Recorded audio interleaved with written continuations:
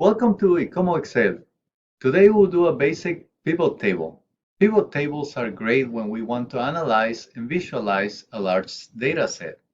The best part is that no previous formula knowledge is required. So even if you don't know any formulas, you can use this. The data you see is from data.worldbank.org.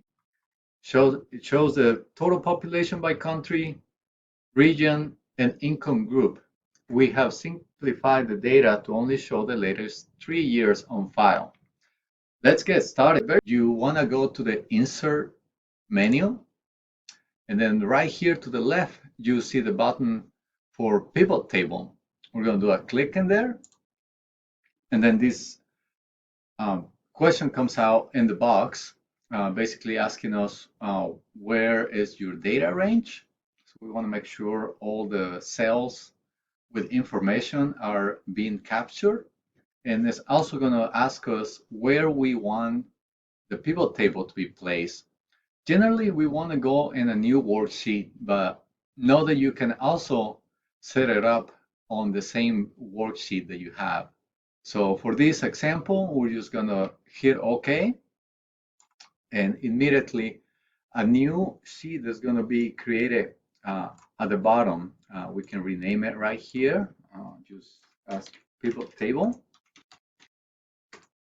just to know what is what. And I want us to take a look over here to the right side. You see that all your headers from the first page are listed right here. And in this second part, it shows you this quadrant, which is what we're going to use to build the table. We're going to have filters, we're going to have columns, rows, and values. So let's just play around with it. We'll start with picking on the region. And the cool thing about it is that you can just click and drag. So we're going to click the region and drag it over here. Let's put it on the rows for now. So we see all the regions have just populated in the table. Next, we're going to bring the population numbers from 2022. Bring it over here to the values. And we're going to see the total numbers right there. I'm going to change the number format just to have a numbers with commas and no decimals. That looks a lot better. So if you just want to see a group and their value, this is what we'll do. But let's just play a little more with the table. Next step, we're going to grab our country name and we're going to drop it right underneath region. See what happens. Now, every country is listed under its region, and you see how now the regions become an upper level. Every country is going to have its value, and then whereas in bold for the regions is going to have the total for that area. So that's a nice visual you can use. And we're just going to go to the top and close them all there. Another option we have is to use columns. So for example, we could collect the income group and then move it over to the columns and see what happens. Now, it breaks down our numbers not only by the region, but also by the income level. And at the very right end is going to have the total for that region.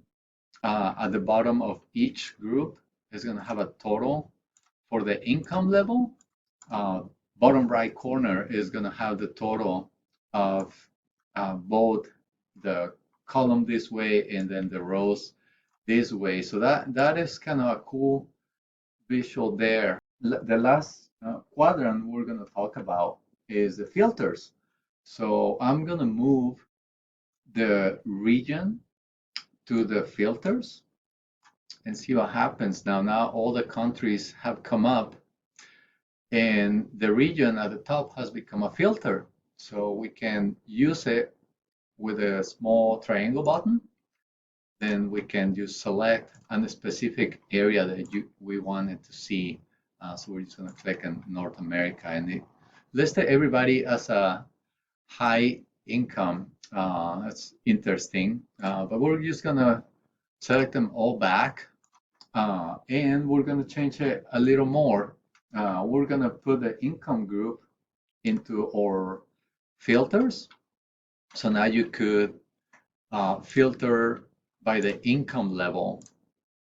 And not only that, you can also filter by the region. So if you only wanted to see the South Asia low income, it's going to show you only those countries. So a lot of things to play around.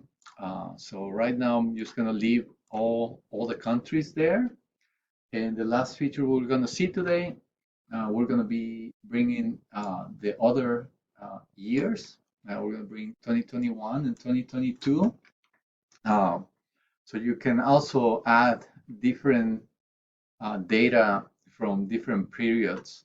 The other thing that you can do when you have multiple columns over here, so you can move the values around over here in the quadrant, and they will go in the order that you want them. So I just change from oldest to newest rather than newest to oldest. So this is a small taste of things that you can do with a pivot table. I hope you like this video. Please subscribe to our channel, give us a thumbs up, and send any questions or features of Excel you'd like to see in the future. Thank you.